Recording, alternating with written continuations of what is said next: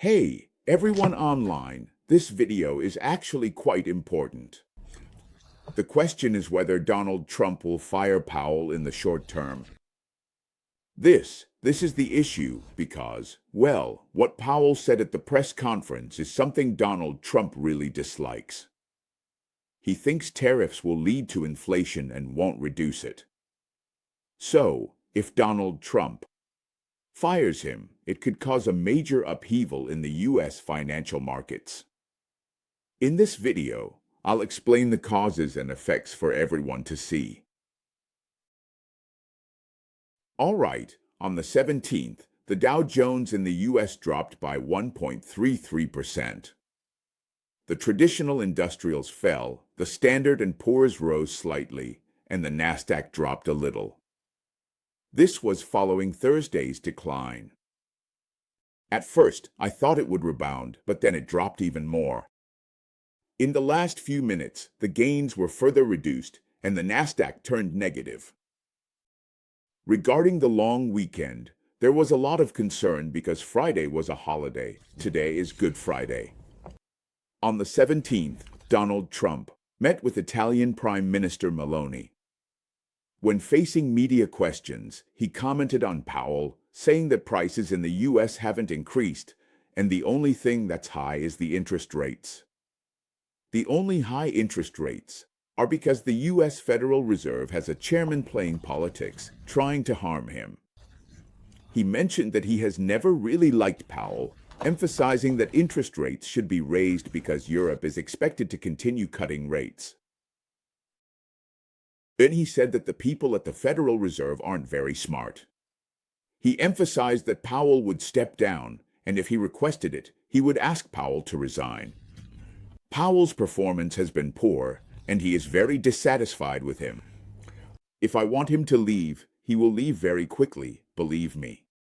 Wow, what means would he use to make him leave? What means would he use to make him leave? That's just how it is. Speaking of which, I'm very worried. I'm really concerned.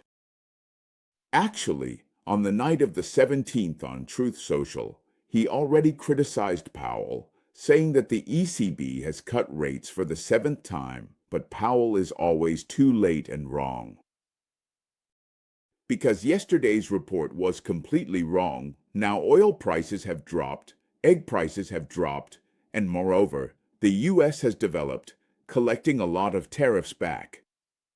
He cut taxes, and the rate cuts were too hasty. This is why he's leaving, because he's set to leave in May next year. As the chairman of the Federal Reserve, waiting until May for him to leave is too late. His job should be terminated earlier. Powell once mentioned at a Fed press conference that Donald Trump's high tariffs could push up inflation, crowd the economy, and make it difficult for the Federal Reserve to cut rates. He emphasized that the Federal Reserve would only base its actions on economic figures.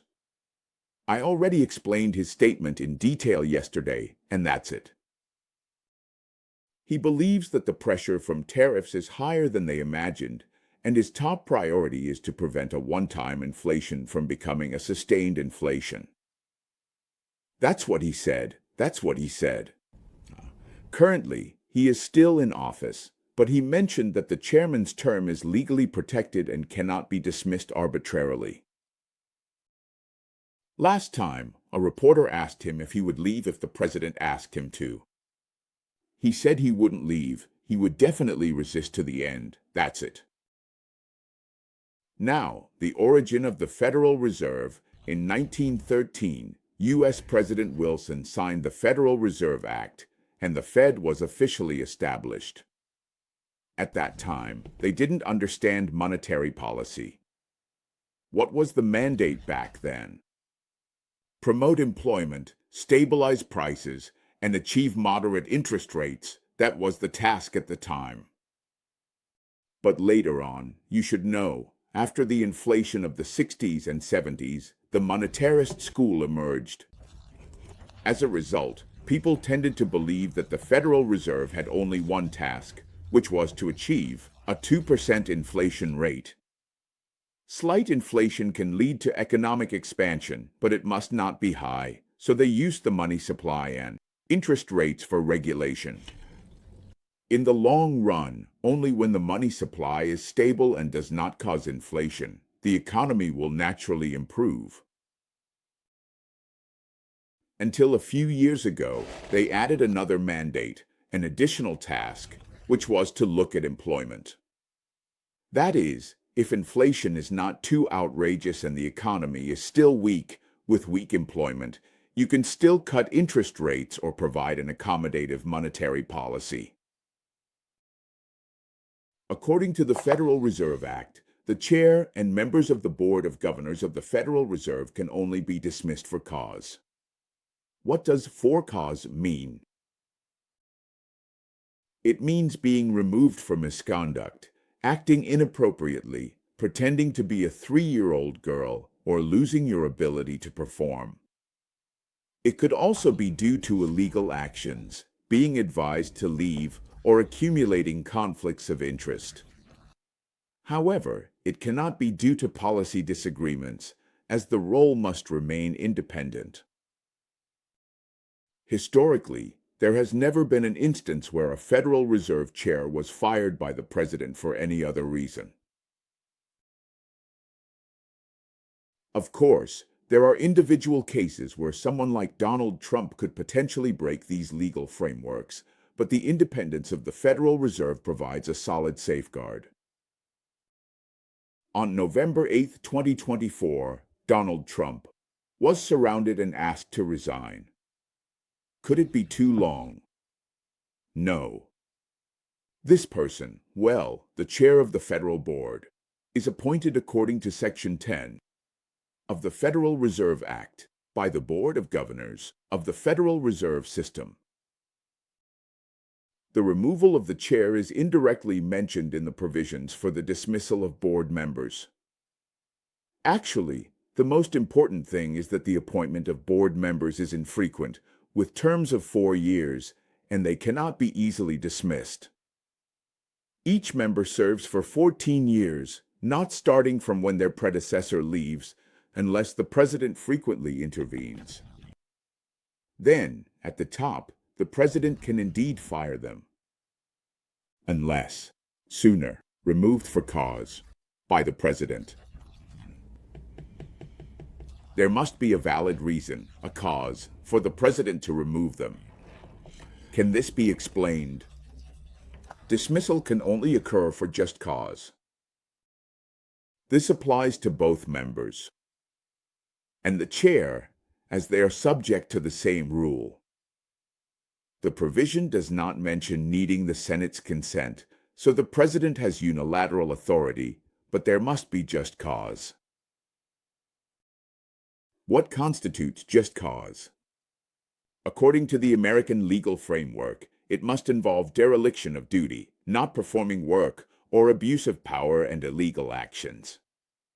It cannot be due to political differences, as that is not considered just cause. However, Donald Trump might not agree, and this could lead to legal battles. During his term, Powell was given a valuable opportunity.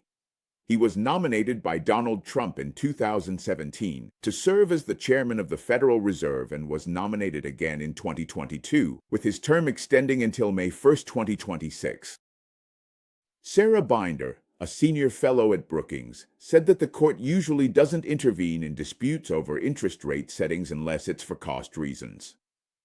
If they forcibly dismiss Powell, it would definitely lead to a lawsuit. What exactly are they serious about? Are you going to fight it slowly, and can you win? Next year, after this term is over, things might be better. The chair of the Federal Reserve Board is appointed among the 7 governors of the Federal Reserve who have voting rights. The chair is nominated by the president and confirmed by the Senate. The term is 4 years and can be renewed. The term coincides with their tenure as a governor, and they can serve as chair during their time as a governor. They are essentially an active executive officer, but the board of directors still has authority over them. All right, The Federal Reserve in the United States holds a very high reputation within the World Bank. I've observed that some of the past chairs of the Federal Reserve are regarded almost like deities. Take Paul Volcker, for instance, who served as the chair from 1979 to 1987. He was known for his strong stance. At that time, oil prices skyrocketed, inflation was in the double digits, unemployment was in the double digits, and interest rates were also in the double digits, leading to what was called the distress rate. Paul Volcker. How much do we understand about him? I always feel like the sense of managing finances is still quite intense, and the monetary theory results in such a way that inflation numbers drop from 13% to below 3%, which is a historical achievement. After that, he managed to control inflation until the year 2000. For a long time, the United States had no inflation, and the situation improved. Then Greenspan, another legend, came along, and he managed things until 2006. He was quite popular. You see how he adjusted interest rates. His policies were effective. His policy was to flexibly adjust interest rates in response to shocks. It took several days to implement. In the morning, he would come in early and be cheerful. Could I adopt such a strategy? Very PM-like. Yes, it's possible, you know. Inflation is largely driven by expectations. When he sensed inflation, he would immediately raise interest rates quietly, making others feel there was no inflation. When he sensed a recession, he would quietly lower rates, leading people to believe there was no recession. He focused on managing psychological expectations, actually. As a result, he was quite effective. People thought he was like a god, but he made two big mistakes, let me tell you. One was the dot-com bubble burst, which he saw too late. The second was, after stepping down in 2008, the subprime mortgage crisis erupted immediately. But he was in a very high position, and then it was Bernanke's turn. In 2008, I was very worried. I thought it was very likely that with the bankruptcy of Lehman Brothers, the U.S. could fall into a long-term recession. I was afraid because he was one of the scholars who studied the Great Depression. He proposed something called quantitative easing. Quantitative easing was meant to treat deflation. At that time, the market was terrified because of Lehman's bankruptcy, and nobody dared to lend money, which could easily lead to deflation. Deflation could then lead to a great recession. He said it wasn't. Yes, deflation, as long as you quantify it in large quantities and inject a lot of money into it, the market can still be saved. He implemented 3 rounds of quantitative easing. This quantitative easing, which he invented, differs from printing money in that printing money, as we commonly say, involves excessive currency issuance and is used by the government. Quantitative easing is different. The money printed is not used by the government. It merely expands the Federal Reserve's balance sheet. This is, let me give an example. The Federal Reserve buys some bonds from the market. When they buy those, they issue a check to your friend. Your friend receives this check from the Federal Reserve, and those bonds go back to the Federal Reserve, which then has an additional asset. This is called a bond or an asset. But when the Federal Reserve writes a check to someone, it incurs an additional liability. Has this liability, this person, because the Federal Reserve wrote a check to him, he can then write checks to others, which means there's more money circulating in the market. Other people who want to cash in this money just need to ask the Federal Reserve if they have the funds. The Federal Reserve says they do, and so they do. The Federal Reserve expands its assets and liabilities, thus enlarging the entire balance sheet. These says that if you don't need the quantitative easing, you can take it back because the money hasn't been used. All right. Then it was Yellen's turn. Yellen only served one term, and she gently tapered QE, slightly reducing QE here, slightly reducing QE, and moderately raised interest rates just a little bit. Powell. In 2018, Powell started again here. This was indeed. He started again, and when he got here, he was reducing it again. Then, how did he know about the pandemic? With unlimited QE before, the pandemic didn't cause the U.S. economy to decline, and then he tightened. This is when he moved to quantitative tightening, tightening the reins. This is the total assets of the Federal Reserve. Previously, the Federal Reserve's, why is it called expanding the balance sheet? Around $800 billion. US dollars, $800 billion. When it reached the peak, this QE ended. This was from 2019 to 2021. This is when it got here. Oh, here. Going to the peak here. No, it didn't reach here. Later it was here, reaching here. This is when the Federal Reserve's assets reached over $5 trillion US dollars. The Federal Reserve is independent of the executive branch. Then, it came back to around 3 to 4 trillion. Now it's still tightening. The most recent reduction in tightening should be 50 billion, reducing by 50 to 60 billion each month. Currency. Policy decisions are not subject to short-term political interference, becoming a model for central banks around the world. The entire world of central banks is learning from the Federal Reserve. However, those central banks that are not independent enough ultimately do not have a mechanism as comprehensive as the Federal Reserve's and thus are inevitably influenced by political factors. I think that Taiwan's central bank is heavily influenced by politics, so a few years ago, it didn't dare to raise interest rates. While others were raising rates, Taiwan did not, which resulted in a real estate bubble. This is the case. All right.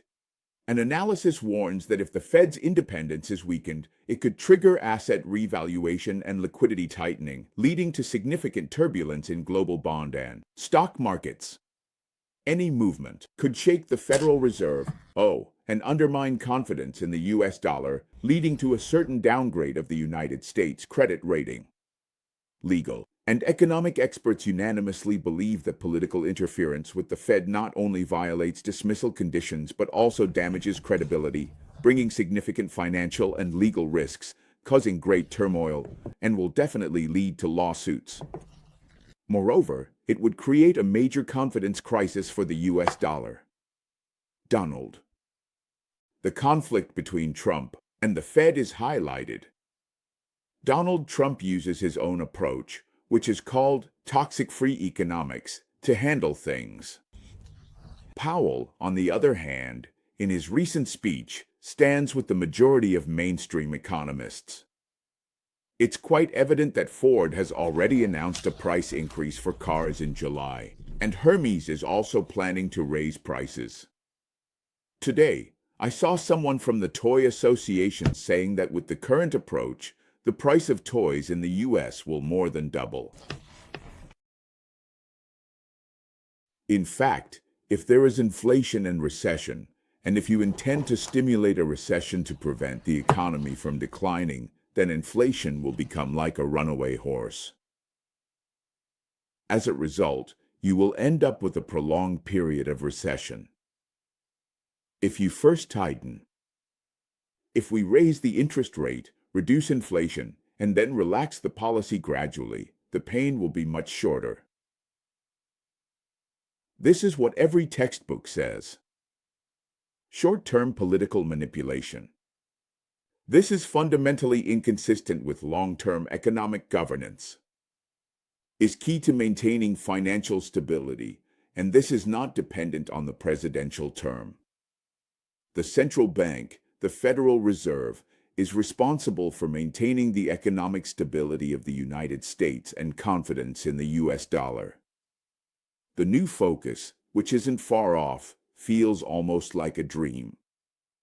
Back in January, the US dollar reached its peak at 110 on the dollar index, and by March of this year, it had dropped by 7%, and from there, it fell another 11%. If the Federal Reserve... Chairman, does everyone know how low the US dollar has dropped? Right now, it's at 100. The US dollar has once been as low as 70. I'm telling you,